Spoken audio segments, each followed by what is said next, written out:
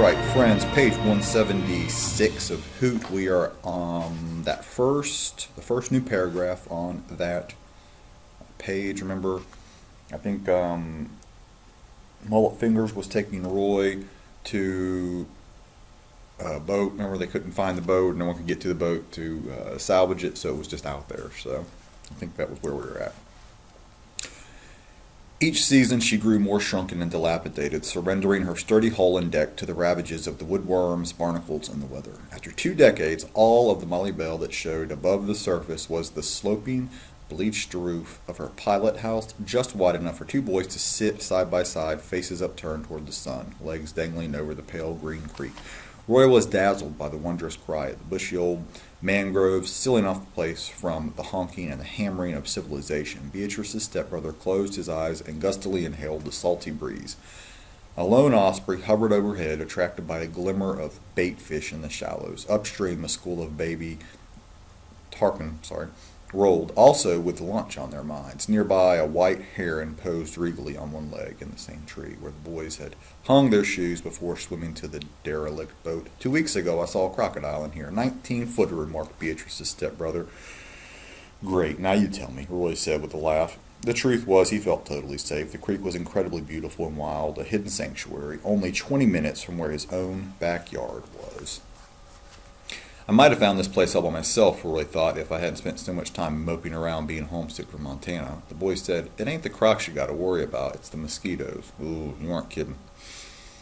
"Have you brought Beatrice out here?" "Just once. A blue crab bit her on the big toe. That's all she wrote." "Poor crab," said Roy. Yeah, it wasn't pretty. "Can I ask you something?" "Anything but my name," said Mullet Fingers. "I don't want one. I don't need one. Not out here." "What I wanted to ask you," Roy said, is you and your mom. What's the deal?" "I don't know. We just never connected," the boy said matter-of-factly. "I quit sweating it a long time ago."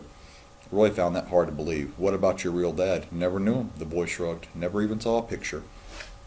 Roy couldn't think of what to say, so he quietly dropped the subject. Downstream, a disturbance shook the water, and a dozen silvery cigar-sized fish jumped in unison, trying to escape some hungry predator. "Cool, here they come." Beatrice's stepbrother pointed at the frantic V-shaped wake. He got flat on his belly and instructed Roy to hold his ankles. "What for? Hurry up, man, come on." With Roy anchoring his feet, the boy scooted himself forward over the rim of the pilot house until his wiry upper torso was suspended over the creek. "Now don't let go," he yelled, stretching his tan arms outward until his fingertips touched the water. Roy's hold began to slip, so he pitched forward, exerting his full weight upon the boy's midsection. He expected both of them to go tumbling into the creek, which was all right as long as they didn't scrape any oyster bars. "Here they come. Get ready." "I've got you." Roy managed to hang on as he felt the boy lunge. He heard a grunt, a splash, and then a triumphant "woohoo!" Grabbing the boy's belt loops, Roy pulled him safely back into the pilot house. The boy flipped over and sat up beaming, his hands cupped in front of him. "Take a peek," he told Roy. The boy was holding a bright, blunt-headed fish that sparkled like liquid chrome. How had he snatched such a slippery little ghost from the water with only his bare hands? Roy didn't even know. Even the osprey would have been impressed. "So that's a mullet," Roy said. "Yep," the boy smiled proudly. "That's how I came to get my nickname." "Exactly. How'd you do that? What's the trick?" "Practice," the boy replied. "Trust me, it beats homework." The fish glittered blue and green as it wriggled in his palms. Holding it over the creek, the boy let go. The mullet landed with a soft plop and vanished in a swirl. "Bye, little guy," said Beatrice's stepbrother. "Swim fast." Later, after they paddled to shore, Roy's curiosity got the best of him. He heard himself saying, "Okay, you can tell me now. What's going to happen tonight at Mother Paula's?" Mullet Fingers, who was shaking a snail off one of his new sneakers, flashed a mischievous glance. "There's only one way to find out," he said. "Be there." Roy sat cross-legged on the floor, gazing up at the cowboy poster from the Livingston Rodeo. He wished he was as brave as a champion bull rider, but he wasn't. The Mother Paula's mission was simply too risky. Somebody or something would be waiting. The attack dogs might be gone, but the company wasn't about to leave the new Pancake House location unguarded for long. In addition to a fear of getting caught, Roy had serious qualms about trying anything illegal, and there was no dodging the fact that vandalism was a crime, however noble the cause. Yet he couldn't stop thinking ahead to the day when the owl dens would be destroyed by bulldozers. He could picture the mother owls and the father owls helplessly flying in circles while their babies were being smothered under the tons of dirt. It made Roy sad and angry. So, what if Mother Paula's had all the proper permits? Just because something was legal didn't automatically make it right. Roy still hadn't settled the argument between his brain and his heart. Surely there had to be a way for him to help the Birds and Beatrice's stepbrother without breaking the law. He needed to come up with a plan. Glancing out the window, Roy was reminded that time was slipping away. The shadows had lengthened, which meant that the sun would be setting soon and that Mullet Fingers would be on the move. Before leaving the house, Roy poked his head into the kitchen, where his mother stood over the stove. "Where are you going?" she asked. "Bike ride." "Another one? You just got back."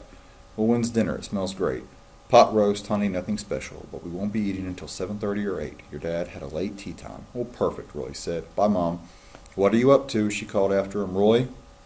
He pedaled at full speed to the block where Dana Matherson lived and chained his bicycle to a street sign. Approaching the house on foot, he slipped unnoticed through a hedge into the backyard. Roy wasn't tall enough to see in the windows. He had to jump and hold himself up by his fingers. In the first room, he saw a thin, rumpled figure lying prone on a sofa, Dana's father, holding what appeared to be an ice pack on his forehead. In the second room was either Dana's mother or Dana himself, wearing red spandex pants and a ratty wig. Roy decided it was probably Mrs. Matherson, since the person was pushing a vacuum cleaner. He lowered himself and resumed creeping along the outside wall until he reached the third window, and there, sure enough, was Dana. He lay sprawled on his bed, a lazy blob in dirty cargo pants and unlaced high-top sneakers. He wore a stereo headset and his head was jerking back and forth to the music. Standing on his tiptoes, Roy tapped his knuckles against the glass. Dana didn't hear him. Roy kept tapping until a dog on the porch next door began to bark. The next time Roy lowered himself up to peek into the room, Dana was glowering at him through the window.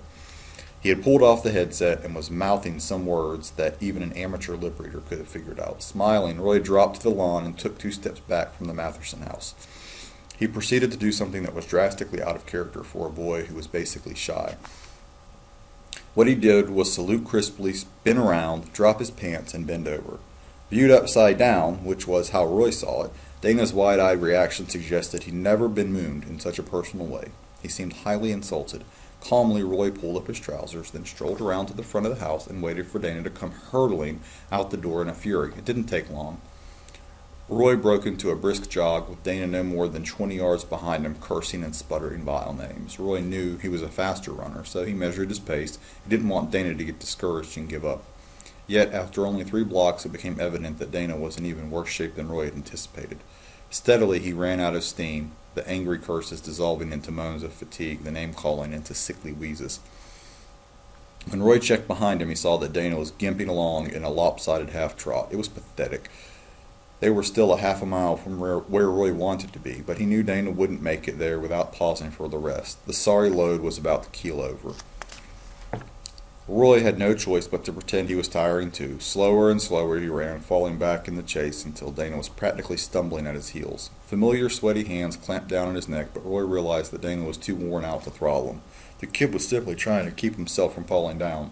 It didn't work. They landed in a heap. Roy pinned on the bottom. Dana was panting like a wet plow horse. "Don't hurt me, I give up," Roy peeped convincingly. Dana's face was as red as a pepper and his eyeballs were fluttering in their sockets. "You win," Roy cried. "Ah!" Dana's breath was foul, but his body odor was ferocious. Roy turned his head away to gulp in some fresh air. Beneath, the ground was soft and the soil was black as coal. Roy guessed that they'd fallen into somebody's garden. They lay there for what seemed like forever while Dana recovered from the pursuit. Roy felt smushed and uncomfortable, but it was no use trying to squirm loose. Dana was dead weight. Eventually he stirred, tightened up his hold on Roy, and said, "Now I'm going to kick your butt, Eberhart." "Please don't do that. You mooned me." "It was a joke. I'm really sorry." "Hey, you moon somebody, that's it. You get your butt kicked." "I don't blame you for being mad," Roy said. Dana slugged him in the ribs, but there wasn't much muscle in the punch.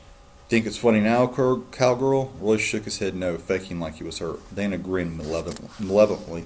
His teeth were nubby and yellow like an old barn dog's. Kneeling on Roy's chest, he hauled back to hit him again. "Wait," Roy squeaked. "For what? Beatrice the bear ain't here to save you this time."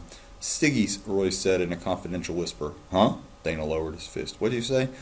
"I know where there's a whole case of cigarettes. If you promise not to beat me up, I'll show you." "What kind of cigarettes?" Roy hadn't thought of that detail when he was cooking up the phony story.